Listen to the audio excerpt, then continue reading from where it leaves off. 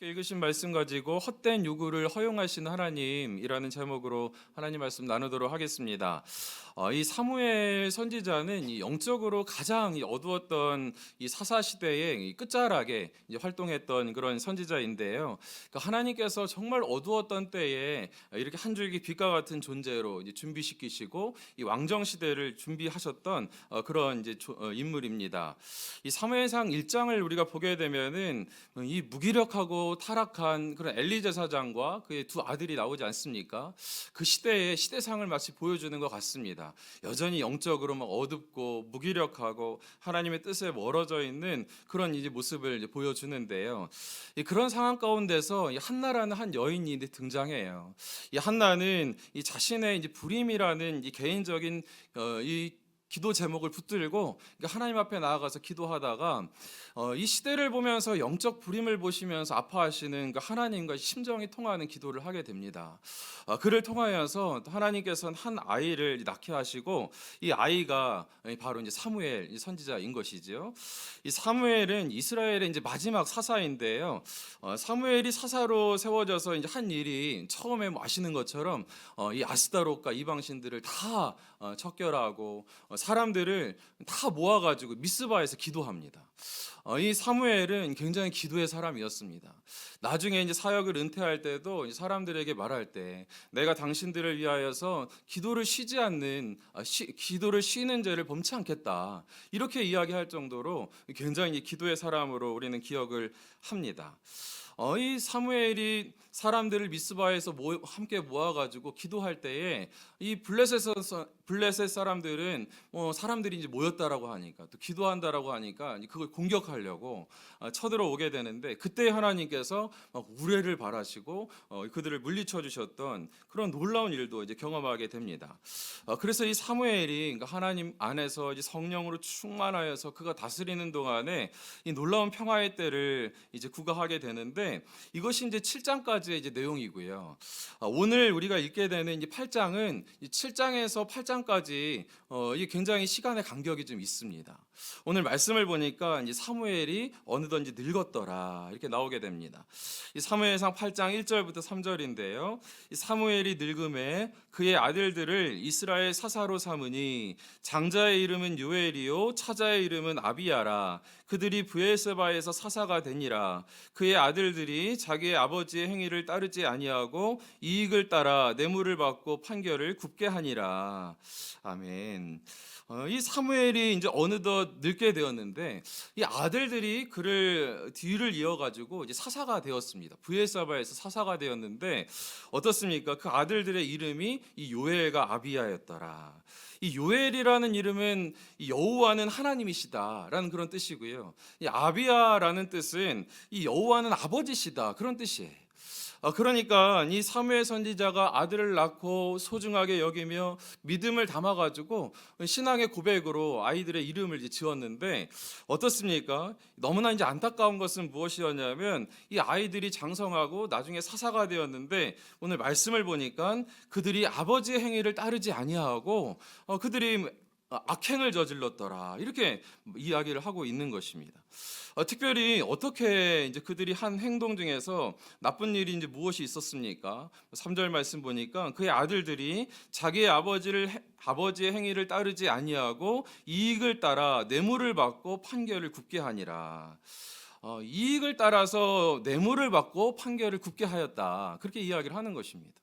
사실 이스라엘에서는 이 뇌물을 받고 판결을 굽게 하는 거 굉장히 중하게 여기던 그런 범죄입니다. 왜 그렇습니까? 이건 공동체의 질서를 어그러뜨리는 거예요. 이 재판이라는 것은 약자들에게 최후의 보루인데 뇌물을 받아서 그들에게 공정하지 못하게 재판을 하는 것은 너무나 하나님 보시기에도 잘못된 것이고 이 사람들에게도 이 공동체를 어그러뜨리는 그런 일이기 때문에 그런 것입니다. 참 너무나 이제 이 사무엘이 그것을 보면서 마음이 아팠을 것 같아요. 아들들을 보면서 우리가 여기서 먼저 생각해야 되는 것은 이제 무엇입니까? 때로는 이제 부모의 신앙은 참 좋은데 이 자녀에게 신앙이 잘 물려지지 않을 때가 있습니다. 이 한국교회 안에서도 너무나 한 교회를 잘 일구시고 큰 사역을 하시는데도 그 신앙이 아들들에게는 잘 이어가지 못하고 타락하고 때로는 교회를 떠나는 경우들도 있고요. 이 교회 안에서 이제 중직자임에도 불구하고 그 신앙이 잘 이어지지 않을 때가 있는 것을 보게 됩니다. 참 안타까운 그런 일인데요. 우리가 생각할 때에 어떻습니까? 아마 이 사무엘도 좀 그랬던 것 같아요. 바빴겠지요. 바빠서 그 어두운 시대에 재판장으로, 사사로, 선지자로 이곳저곳을 뛰어다니면서 사역을 했으니까 이 바빴을 터인데, 그럼에도 불구하고 열심히 하나님의 일을 신실하게 이렇게 했는데, 우리가 생각할 때 오해하는 것이 있다면 어떻습니까? 이 부모로서 우리가 열심히 신앙생활을 하면 그것으로 자동적으로 우리 자녀들이 따라올 것이다 생각하는 것이 어떤 때는 이제 오해입니다. 그저 그냥 우리가 열심으로 하나님 믿고 기도하고 예배드리면 그것으로 인하여서 자녀들이 자연스럽게 보고 따라오겠지, 언젠가는 그냥 나처럼 되겠지라고 생각하는 것이 쉽지 않은 것을 이제 보게 되는 거예요.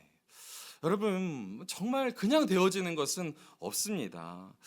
그래서 여러분, 우리가 신명기 6장 7절 말씀에도 지지난주에도 살펴본 것처럼 이렇게 말씀하시잖아요. 내 자녀에게 부지런히 가르치며 집에 앉았을 때에든지 길을 갈 때에든지 누워 있을 때에든지 일어날 때에든지 이 말씀을 강론할 것이며, 아무리 목사, 아무리 큰 교회 담임 목사님이라 하더라도 자기 목회는 또 자기 신앙을 지켜가는 것이고요. 이 자녀들에게 해야 할 것이 있다면 우리가 자녀들에게 이 복음을 전하는 거예요. 그리고 그냥 우리 모습만 보여줄 것이 아니고 그들에게 이 하나님 말씀을 앉혀놓고 가르치는 것입니다. 매일같이 그렇게 가르칠 수는 없다 하더라도 이 아버지가 무엇을 믿는지, 엄마가 무엇을 믿는지, 그들에게 하나님은 누구신지, 나는 무엇을 위해서 살아가는지 이야기해 주는 것이 너무나 이제 중요하다라는 것입니다. 이 사무엘도 열심히 뛰어다니다가 이것을 놓치게 되어서 그렇게 안타까운 엘리 제사장의 뒤를 따라가니까 너무나 이제 아쉬운 것 아닙니까? 제가 이제 어느 강의를 듣다 보니까 참 도전이 되더라고요. 한 아이를 믿음의 자녀로 키우는 데에는 세 분이 같이 이제 공조해야 된다라는 거예요. 부모님이 있어야 하고, 그런가 하면 좋은 목회자, 헌신된 교사가 있어야 한다라는 것입니다. 정말 그렇겠다라는 생각이 드는 거예요. 아무리 교회에서 헌신된 교사들이 아이들 위해서 열심으로 준비하고 기도하고 아이들 맞으면 최고의 것으로 이렇게 웃으면서 맞아 주어도 교회에서 아이들 보내는 시간이 일주일에 몇 시간 됩니까? 1시간? 2시간 정도 있다 하는 것인데, 일주일에 168시간 중에서 166시간은 가정에서 학교에서 이렇게 보내게 되는 것 아닙니까? 그러니 여러분, 우리가 생각해야 할 것이 있다면 좋은 교회를 찾아가는 것도 좋지만 함께 만들어가는 것입니다. 함께 만들어가고, 이 부모님이 교회에서는 이 세상 따라가지 마라, 하나님 잘 믿어야 한다, 그렇게 이야기하는데 집에서는 그거보다 잠시 밀어놓고 공부해라, 그것이 우선이다, 너 잘 사는 것이 우선이지 공부하는 것도 때가 있는데, 너무나 대치되는 이야기를 하니까 아이들도 그렇고 우리 청년들도 그렇고 항상 혼란스러운 것을 이제 많이 보게 되는 것입니다. 여러분, 우리는 이 사무엘을 보면서 우리가 좀 깨달음을 얻어야 될 것 같아요. 저도 그런 생각을 많이 하게 됩니다. 이 오카노 목사님도 그러셨다 그러시더라고요. 이제 이찬수 목사님 개척하실 때, 이 목사, 내가 이제 목회하면서 하나 후회되는 것이 있다면 아이들을 잘 못 돌봤어. 그래서 그 자녀분들이 지금은 아마 다 돌아와서 잘 하나님을 믿는 분들이지만 신앙의 사춘기를 굉장히 많이 심하게 겪기도 하고, 또 어떤 때는 아버지를 비판하고 또 그런 모습들을 보게 되는 어떤 것을 보게 됩니다. 그러니 우리 사랑하는 귀한 성도님들, 정말 주 안에서 우리가 열심히 믿는 것도 좋지만 그럼에도 이 신앙을 잘 흘려보내는 입술을 열고 우리 행동으로 또 보여주는 우리 사랑하는 귀한 성도님들 되시기를 우리 주님의 이름으로 축복합니다. 여러분, 이 사무엘이 너무나 괴로웠을 것 같은데 이때에 이 장로들이 나와서 이런 요구를 하는 거예요. 사무엘상 8장 4절부터 5절 말씀에, 이스라엘 모든 장로가 모여 라마에 있는 사무엘에게 나아가서 그에게 이르되, 보소서, 당신은 늙고 당신의 아들들은 당신의 행위를 따르지 아니하니 모든 나라와 같이 우리에게 왕을 세워 우리를 다스리게 하소서 한지라. 이 뭐라고 이야기합니까? 보소서. 사실은 뭐 보소 이렇게 하는 거랑 비슷합니다. 막 와서 따지는 거예요. 당신은 이제 늙었고 당신들의 행위는 나쁘고 그렇게 하니까 우리도 다른 사람 다른 나라와 같이 왕을 좀 세워 주십시오. 그게 좋겠습니다. 이렇게 이야기하는 것입니다. 여러분, 이 참 맞는 말인 것 같지만 이스라엘에서 이들이 왕을 세워달라고 하는 말이 맞습니까? 맞습니까? 여러분, 이 이스라엘에 왕이 없던 때가 있었습니까? 이 이스라엘의 왕은 누구십니까? 하나님의 왕이세요. 그러니까 하나님께서는 이스라엘을 택하시고 단 한 번도 떠나지 않으시고 왕의 자리를 지켜주셨던 분이 하나님이십니다. 그래서 광야에서도 하나님만 붙잡으며 살고 하나님과 멀어지면은 그들이 망하게 되는 것을 그렇게 알려주셨는데도 불구하고 그들이 하나님 외에 다른 왕을 좀 붙여주십시오. 그렇게 이야기를 하는 것입니다. 여러분, 이들은 하나님을 믿지만 불안한 거예요. 왜 그렇습니까? 하나님 눈에 보이지 않으니까. 하나님만 믿어서는 안 될 것 같은 거예요. 뭐라도 손에 잡히는 것이 있어야지. 뭐 자격증이라도 하나 있고, 뭐 좋은 직업이라도 하나 있고, 뭐 어디 가서 좋은 회사 내지는 뭐 좋은 대학이라도 취직해서 대학은 취직하는 게 아니죠. 뭐라도 손에 잡히는 게 있어야지 이 마음의 안정감을 누리겠다라는 것입니다. 이게 가나안 땅에 들어가서 이제 화려한 도시에 살면서 이 눈에 보이지 않는 하나님보다 이 정치적이고 군사적이고 화려한 그런 왕을 원하게 되는 것입니다. 여러분, 이스라엘 백성들 보면은 이런 현실적인 문제가 있을 때 어떤 뭐 재판이나 전쟁이나 뭐 삶의 어려움이 있을 때 어떻습니까? 그것을 위해서 해결책은 뭐 이 제도의 개선이고 이 좋은 사람이 있어야 된다라고 그렇게 생각을 하는 것입니다. 그러니까 하나님을 전혀 생각하지 않는 거예요. 우리 사랑하는 귀한 성도님들은 어떠십니까? 우리 삶 가운데 우리 하나님께서 왕이시다라는 것을 정말 믿으십니까? 우리 사랑하는 귀한 성도님들 마음 가운데 이 믿음이 있어야 합니다. 우리 삶 가운데 이 불안함이 없이 우리에게 있어서 뭐 세상 사람들하고 똑같은 것이 없다 할지라도 우리 가운데 불안함이 없고 공허함이 없기 위해서는 하나님께서 우리의 왕이시다라는 것을 믿으시면 돼요. 그때 하나님께서 우리 마음 가운데 은혜를 주시는 것입니다. 그렇지 않을 때는 뭐 세상처럼 우리도 많은 거 가지고 있고 그럴 때에는 또 어떻습니까? 막 괜히 목에 힘들어가고 그렇지 않을 때에는 심한 열등감에 빠지고 하는 것이 이 하나님을 왕으로 인정하지 못하는 사람들의 이제 모습인 줄 압니다. 여러분, 이 이스라엘 백성에게 정말 중요한 것은 뭐 잘 조직된 군사도 아니고요, 이 정치 제도도 아니고 무엇입니까? 하나님하고 올바른 관계입니다. 관계. 여러분, 이것을 가장 잘 보여주신 사건이 이 사무엘상 4장에 나오는 이 언약궤 사건이에요. 아무리 뭐 그곳에서 좋은 이렇게 군대가 조직이 되어도 어떻습니까? 그러니까 하나님께서 함께 하실 때 전쟁에서 승리할 것이고 그렇지 않아야 할 때는 뭐 하나님을 미신적으로 믿을 때는 하나님께서 전혀 일을 하시지 않는 것, 그것을 보여주신 사건입니다. 제가 언젠가도 이 말씀 사무엘상 4장을 가지고 말씀을 전하면서 우리가 하나님을 믿으면서 절대 미신적인 신앙에 빠져서는 안 된다, 그런 말씀을 드린 적이 있습니다. 그러면서 정리해 드렸었는데 기억이 나시는 분이 한 명도 없으시죠? 너무나 좋아요. 또 할 수 있으니까 너무나 좋습니다. 그때 제가 무슨 말씀 드렸습니까? 이게 마술주의, 의식주의, 요행주의, 이것이 이제 미신적인 신앙의 그런 모습들인데, 뭐 마술주의는 무엇입니까? 그때 이스라엘 장로들이 어떻습니까? 그냥 뭐 하나님을 마음대로 부릴 수 있다라고 생각하는 거예요. 이 언약궤만 가지고 와가지고 가지고 나가면 그것으로 우리 승리할 수 있지. 하나님을 마음대로 부릴 수 있다라고 생각하는 것, 그 장로들의 마술주의. 가가지고 그거 하나 떼와라. 우리 잘 안 풀리는데 그거 가지고 한번 해보자. 하나님을 부리려고 하는 이런 마술주의. 그런가 하면은 그것을 듣고 또 움직이는 제사장들의 의식주의. 그래? 그러면 그거 그냥 먼지 툭툭 털어서 이 언약궤 가지고서 이거 뭐 그냥 형식만 있는 것 아닙니까? 그거 가지고 나가면은 이 전쟁에서 이길 것이라고 생각하는 그런 형식주의, 의식주의.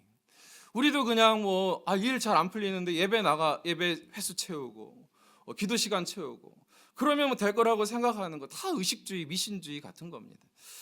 그런 거 하면 어때요? 그곳에 있었던 이 군중들은 막 언약궤 들고 나오니까 와 소리 지르는 거예요. 왜 소리 지르는지도 모르고 그 가운데서 어떤 방식으로 하나님께서 일하시는지 관심도 없이 그냥 뭐 아멘으로 소리만 지르는 어떻습니까? 이 백성들의 요행주의. 이런 것들이 우리에게 미신적인 신앙인 줄 압니다. 그러니 우리 사랑하는 귀한 성도님들, 우리가 정말 구해야 하는 것은 하나님 앞에 어떤 정치적인 문제도 아니고요, 제도의 개선 이런 것도 있어야 하겠지만 그거에 앞서서 구해야 할 것은 무엇입니까? 우리가 하나님을 진정으로 왕으로 주인으로 모셔드리는 우리의 자세인 줄 믿습니다. 그것이 우리의 인생과 이 운명을 좌우한다라는 것을 저와 여러분은 믿으셔야 합니다. 그게 신앙인이에요. 여러분, 이스라엘 백성들이 이 요구하는 것에 단적으로 그것이 문제가 된다라는 것을 보여주는 표현이 무엇이냐면 우리도 모든 나라와 같이라는 그런 뜻입니다. 그런 표현입니다. 우리도 다른 사람들하고 똑같이 좀 해달라는 거예요. 우리도 예수 믿고 하나님을 경외하며 살아가지만 세상 사람들하고 똑같이 출세하고 그들이 좋아하는 것을 우리도 경쟁력 있게 하시고 그렇게 하십시오라고 하는 것이 이 사람들의 모습이었다라는 것입니다. 그래서 다른 나라하고 똑같이, 이것이 이스라엘 백성들에게는 이 정체성을 허무는 이야기입니다.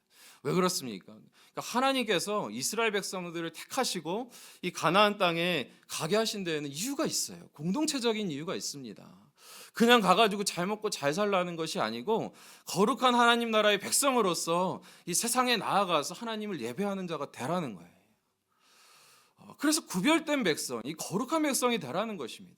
세상 따라가지 말고 하나님의 나라의 말씀을 붙잡고 하나님 나라의 방식을 붙잡고 살아가는 주의 백성이 되라고 불러주셨는데, 이 이스라엘 백성들이 뭐라고 이야기합니까? 우리도 저들하고 똑같이 되게 해주십시오. 이 정체성을 잊고 살아가는 것, 그것이 이스라엘 백성들의 모습이었다라는 것입니다. 그러니 여러분 어떻습니까? 여러분, 이 정체성을 잃고 살아가면 이 신앙생활이 굉장히 잘못된 방향으로 나아갈 수 있습니다. 열심히 하면 할수록 더 이상해질 수 있습니다. 여러분, 이 콤파스의 원리 잘 아시죠? 이 콤파스의 원리는, 이 콤파스에서 제일 원을 그릴 때 중요한 것은 이 중심을 잘 잡는 것입니다. 거기에다가 중심만 잘 잡으면 뭐 크게 그리든 작게 그리든 똑같은 원이 그려지는 거예요. 그런데 그 가운데 중심 잡지 못하면 어떻습니까? 이게 원인지 타원인지 삐뚤빼뚤하게 되어지는 것 아닙니까? 우리도 신앙생활 할 때 가장 중요한 것은 큰 원을 그리는 분도 있고 작은 원을 그리는 분들도 있어요. 삶에 있어서 신앙의 수준은 다 다르지만 그럼에도 불구하고 우리의 중심은 하나님, 예수 그리스도, 이 중심만 우리가 거기 꽂혀 있으면 주 안에서 아름다운 원을 그려가는 것입니다. 아름다운 원을 그려가는 것입니다. 그런데 이스라엘 백성들은 자꾸 이 그 중심을 잡으려고 하진 않고 이 콤파스만 바꿔달라고 하는 것이 이 사람들의 모습이었다라는 것입니다. 우리가 좀 돌아봐야 될 줄 압니다. 여러분, 이 놀라운 것은 이런 백성들의 요구를 보면서 요구에 대한 이 사무엘과 하나님의 반응인데요. 사무엘은 그 모습을 보면서 굉장히 노합니다. 화를 내요. 그런데 하나님께서는 그의 청을 그냥 들어주라고 하시는 거예요. 원하는 대로 해줘라. 우리 사랑하는 귀한 성도님들, 본인이 원하는 대로 인생 다 풀린다고 해서 이게 좋은 게 아니에요. 여러분, 사무엘상 8장 6절부터 7절까지 말씀 보니까 우리에게 왕을 주어 우리를 다스리게 하라 했을 때에 사무엘이 그것을 기뻐하지 아니하여 여호와께 기도하매 여호와께서 사무엘에게 이르시되 백성이 내게 한 말을 다 들으라. 이는 그들이 너를 버림이 아니요 나를 버려 자기들의 왕이 되지 못하게 함이니라. 이 사무엘은 너무나 기분이 나쁜 거예요. 당연히 그랬겠지요. 그렇지만 그 자리에서 분노하지 않고 너무나 귀한 것은 이 사무엘이 어떻습니까? 여호와께 나아가서 기도했다. 이렇게 말합니다. 우리 사랑하는 귀한 성도님들, 우리 가운데 어떤 상황이 발생했을 때 당장 분노하지 않고 주님의 자리 앞에 나가는 것이 중요합니다. 그때 나아가서 생각을 정리하는 것이죠. 기도하는 시간이 다른 것이 아니고 하나님 앞에서 고뇌하는 시간이잖아요. 주님과 함께 이 사안을 놓고서 하나님은 어떠세요? 저는 이런데 말씀은 뭐라 합니까? 하나님, 그래도 어려워요. 어떻게 따라갑니까? 그래도 주님 말씀하시면 따라갑니다. 그래서 나의 뜻대로 시작했다가 주님의 뜻대로 마치는 것이 이 기도 시간인 줄 믿습니다. 이 고뇌하면 하나님께서 이제 정리를 해주시는 거예요. 이 갈 길을 보여주시는 것입니다. 근데 하나님께서 이 사무엘에게 뭐라고 말씀하십니까? 그들의 그렇게 그에게 말씀하실 때에 뭐라고 말씀하십니까? 그들의 뜻대로 그냥 하게 하라 이렇게 말씀하십니다. 백성들이 내게 한 말을 다 들으라. 그리고 이 사무엘을 위로해 주세요. 그렇게 그들이 이야기한 것은 너를 버린 것이 아니고 나를 버렸기 때문이다. 그를 위로하시면서 이렇게 나아가시는 것입니다. 사실 하나님께서는 왜 이렇게 이들을 허용하십니까? 사실 이들이 왕을 요구할 것을 먼저 알고 계셨습니다. 이미 한참 전에 이 신명기에서부터 알고 계셨습니다. 신명기 17장 14절 말씀 보면은 내가 내 하나님 여호와께서 내게 주시는 땅에 이르러 그 땅을 차지하고 거주할 때에 만일 우리도 우리 주위의 모든 민족들 같이 우리 위에 왕을 세워야겠다는 생각이 나거든. 이 모세가 한 말이거든요. 반드시 너희가 가나안 땅에 들어가게 되면 그들이 세상 문화 보면서 왕 세워달라고 할 것이다. 그때에 하나님 앞에서 이렇게 해라. 하나님께서 모세를 통하여서 말씀하시는데 신명기 17장 16, 17절 보니까 그는 병마를 많이 두지 말 것이며 병마를 많이 얻으려고 그 백성을 애굽으로 돌아가게 하지 말 것이니 이는 여호와께서 너희에게 이르시기를 너희가 이후에는 그 길로 다시 돌아가지 말 것이라 하셨음이며 그에게 아내를 많이 두어 그의 마음이 미혹되게 하지 말 것이며 자기를 위하여 은금을 많이 쌓지 말 것이니라. 이렇게 하나님께서 지침을 주시는 것입니다. 그렇게 원할 것인데 다 안다. 우리 이스라엘 백성들 하는 일들이 다 하나님 손바닥 안에 있는 것입니다. 그들이 잘못된 길을 가지만 그럼에도 하나님께서 정말 그들을 지키시려고 최후에 이런 지침을 주시는 것인데요. 이 하나님께서 그러시면서 이 사무엘에게도 뭐라고 이야기하십니까? 그래, 그들의 말을 응하여 주되 그렇지만 왕을 세웠을 때 일어날 일들에 대해서 설명하라 이렇게 말씀하십니다. 너희가 정말 좋아하는 왕이 세워지면 어떠한 일이 일어나는가? 사무엘상 8장 9절 말씀 보니까 그러므로 그들의 말을 듣되 너는 그들에게 엄히 경고하고 그들을 다스릴 왕의 제도를 가르치라 이렇게 말씀하십니다. 그래, 정말 그래? 왕이 세워지면 어떠한 일이 일어나는지 내가 알려줄게. 뭐라고 말씀하십니까? 어떠한 일이 일어납니까? 말씀이 길어서 제가 다 읽어드리진 못하지만 어떤 일이 일어납니까? 제가 읽어드릴게요. 11절 12절만 읽어드리면 이르되 너희를 다스릴 왕의 제도는 이러하니라. 그가 너의 아들들을 데려다가 그의 병거와 말을 어거하게 하리니 그들이 그 병거 앞에서 달릴 것이며 그가 또 너희의 아들들을 천부장과 50부장을 삼을 것이며 자기 밭을 갈게 하고 자기 추수를 하게 할 것이며 자기 무기와 병거와 장비도 만들게 할 것이며 13절까지만 읽어드리면 그가 또 너희의 딸들을 데려다가 향료 만드는 자와 요리하는 자와 떡 굽는 자로 삼을 것이며. 무슨 말씀입니까? 너희가 원하는 왕 정말로 너희를 지켜줄 것 같지만 너희가 그들에게 속박되고 종될 것이다 이렇게 말씀하시는 것입니다. 이렇게 이야기를 하는데도 이스라엘 백성들이 뭐라고 이야기합니까? 그래도 우리에게 왕이 있었으면 좋겠다는 거예요. 8장 19절 말씀 보니까 백성이 사무엘의 말 듣기를 거절하여 이르되 아니로소이다 우리도 우리의 왕이 있어야 하리니. 그래도 좋습니다. 우리가 종이 되어도 좋습니다. 우리에게 왕을 주십시오. 여러분 이 시대의 우리와 비슷한 것 아닙니까? 여러분 이것을 보면서 쟤들은 왜 그래 그렇게 생각이 드세요? 저는 이 시대의 우리의 성도들의 모습과 너무너무 비슷한 거예요. 우리가 하나님을 믿지만 보이지 않는 하나님만으로는 우리가 좀 불안하다는 거예요. 하나님만으로는 충분하지 않습니다. 그러니 내 아들의 보스는 이재용이 됐으면 좋겠습니다. 그러는 거예요. 삼성에 가가지고 내 아들의 왕은 하나님도 좋지만 이재용도 좀 왕이 되어야 그걸로 제가 좀 만족하겠습니다. 안정감을 좀 누리겠습니다. 어디 가서 좋은 면허증이라도 있어야지 그거 가지고서 우리 아들이 살겠으니 그것이 좀 더하여 주십시오. 우리 아들을 속박해도 좋습니다. 우리 아들이 그거 가가지고 어떻게 살아도 좋은데 그것이 좋습니다. 그렇게 이야기하는 거예요. 주님께서 말씀하시는 건 뭐예요? 그들을 그래? 그들에게 그렇게 왕을 허락하면은 좋은 직장 그래 좋아. 하나님 없이 좋은 직장 가면은 뭐라고 말씀하십니까? 그들의 병거를 끌 것이요. 그들의 앞에 가가지고 그들의 병거를 끌 것이고 그들 앞에서 방패 마귀가 될 것이고 그런가 하면 그들 앞에서 향을 만들 것이고 때로는 여기는 뭐 주석을 보니까 놀이객감이 될 것이다, 그런 의미도 있습니다. 너희 아들 딸들이 하나님 없이 이 세상을 왕으로 섬길 때에 그들의 종노릇 할 것이고, 결국은 어떻습니까? 그 마지막에는 정말 그 공허함 가운데 모든 것을 다 쓸모 있는 거 다 쓰게 된 다음에는 그냥 버림받는 것이 그들의 인생이 될 것이다 라는 것입니다. 그럼에도 불구하고 원해요. 그럼에도 불구하고 원합니다. 여러분, 사랑하는 귀한 성도님들, 우리가 세상에서 승진하지 말고 뭐 출세하지 말고 좋은 대학 가지 말라는 것이 아니고요. 그것이 하나님보다 그것이 왕이 되었을 때는, 그것만 보고 바라보면서 나아갔을 때는 우리에게 너무나도 혹독한 결과가 있다라는 것입니다. 그러니 우리 사랑하는 귀한 성도님들, 오늘 이 말씀 가운데 우리가 뭐 이것은 먼 옛날 그냥 이스라엘 백성들 왜 그랬어 라는 것이 아니고, 우리 기도를 돌아보십시오. 하나님, 좀 이재용 회장을 나의 왕으로 좀 삼아 주십시오.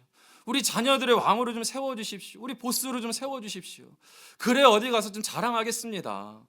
내 타이틀이 하나님의 자녀라는 타이틀보다 내 자녀의 타이틀이, 어디에 무슨 스카이 대학교의 학생이라는 타이틀이 더 영광스럽게 생각하고, 삼성 다니는 것이 더 영광스럽게 생각하는 것, 그것이 이들이 원하는 것, 우리가 원하는 그런 모습 아닙니까? 여러분, 시편의 106편의 15절 말씀에 이런 말씀이 있어요. 그러므로 여호와께서는 그들이 요구한 것을 그들에게 주셨을지라도 그들의 영혼은 쇠약하게 하셨도다. 여러분, 믿으십니까? 요구하는 것을 다 들어주셨지만 그것으로 인하여서 그들의 영혼은 더 쇠약해졌더라. 여러분, 우리 아이들 공부할 때 공부해야지, 너 왜 교회 더 가니? 그러다가 뭐 대학은 갔는지 모르겠지만 그 영혼들 다 놓쳐버리고 세상 가운데 다 빼앗겨버리고, 그런 것이 우리의 모습 아닙니까? 요즘 대학생들의 뭐 복음화율이 2.5%더 내려간다라는 그런 이야기가 있는데, 아무리 뭐 그들의 요구가 들어졌다 할지라도 그 영혼은 점점 쇠약해지는 것이 우리의 현실이고 안타까운 그런 모습인 줄 믿습니다. 여러분, 하나님께서는 그렇다면 지금 강제로라도 들어주시지 말지, 왜 그렇게 들어주시는 거예요? 왜 그걸 들어주시는 겁니까? 이것을 그 신학적인 용어로는 징벌적인 허용이라고 그렇게 이야기합니다. 징벌적인 허용. 하나님께서 스스로 깨닫게 할 때까지 내버려 두신다는 겁니다. 여러분, 누가복음 15장의 탕자처럼요. 탕자가 그 아버지에게, 그 아버지 돌아가시지도 않았는데 유산 먼저 떼어주십시오, 그런 배은망덕한 페류나 같은 아들이 어디 있습니까? 그런 아버지가 허용해 주는 거예요. 나아가서 네 멋대로 한번 해봐라. 나아가서 고작 경험하는 것은 무엇입니까? 내 아버지 집이 좋았구나. 내가 여기서 왜 이렇게 하찮게 살아가는가? 배를 굶으면서 살아가는가? 그럴 때까지 주님께서 기다려 주시는 것인데, 여러분, 하나님께서는 강압적이시거나 폭력적으로 우리를 다루시지 않습니다. 여러분, 우리가 자발적인 항복을 하기 원하세요. 여러분, 그러나 이 자발적인 항복의 그런 시간까지 우리가 정말 하나님 앞에서 나의 뜻을 구하며 하나님이 아니고 세상적인 것을 구하며 나아갈 때에 처음에는 좋지만 그 나중에 치러야 할 대가는 너무나 크게 되리라고 저는 믿습니다. 결코 만만치 않아요. 우리 사랑하는 귀한 성도님들, 이 사무엘상 우리 말씀을 보면서 이 이스라엘 백성들을 보면은 너무나 안타깝지만 그러나 우리 욕할 수가 없어요. 보니까 다 우리의 모습이라 그렇습니다. 그럼에도 불구하고 하나님 언제라도 또 돌아오면은 받아주시고 하시는 그 하나님 앞에 우리가 다시 또 나아가시는 그런 성도님들 되시기를 원합니다. 이 말씀의 이제 결론을 맺기를 원하는데요. 여러분, 우리는 하나님을 믿지만 하나님 보이지 않으셔서 그분으로는 너무 불안해, 만족하지 못하고. 하나님 정말 계시는 거 맞습니까? 그러니 우리는 주 안에서 이 믿음의 능력을 경험하지 못합니다. 여러분, 정말 우리가 성도로서 믿음의 능력을 경험하기 위해서는 어떻게 해야 합니까? 정말 하나님께 살아계시고 지금도 우리와 함께 하신다라는 것을 믿으시면 됩니다. 예수님께서 성령으로 우리와 함께 동행하신다라는 것을 지금 이 시간에 받아들이시고 붙잡으시면 됩니다.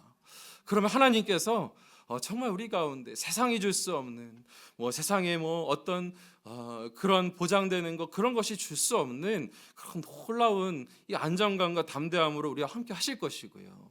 그런가 하면 하나님께서 우리를 결코 초라하게 하지 않으실 줄 믿습니다. 이 시대에 하나님의 백성들, 우리가 그냥 하나님께서 우리를 써주실 텐데요. 이 시대에 재정도 어디로 흘러갈 터인데 하나님께서 주의 백성들에게 주시기를 원합니다. 이 4월에 이 총선이 있는데 뉴스를 틀고 싶지도 않아요. 보면은 그냥 정말 다 눈에 보이는 그런 짓거리들만 하고 있는 것을 보니까 너무나 막 싫은데, 보기도 싫은데, 그러나 우린 기도하는 것입니다. 그래도 그 가운데서 아까 주님께서 말씀해 주시는 거죠. 너희 중에서 지도자를 세워야 한다면, 왕을 세워야 한다면 어떻습니까? 병마를 사랑하지 않고 은금을 사랑하지 않고 여자를 사랑하지 않는 그런 사람을 뽑아라 라고 말씀하신 하나님, 그런 자들이 곳곳에 세워지게 하십시오. 기도하면서 나아가는 것입니다. 우리 사랑하는 귀한 성도님들, 이 아침부터 너무 심각한 이야기를 해서 죄송합니다만, 그러나 이 시대가 그렇게 녹록지 않은데요, 우리 하나님 의지하면서 수요일 오전에 우리 대부분은 자녀가 있으신 우리 부모님들이신데요, 우리가 기도할 때 하나님께서 이 시대에 다시 한번 영적인 대반전 허락해 주실 줄 믿습니다.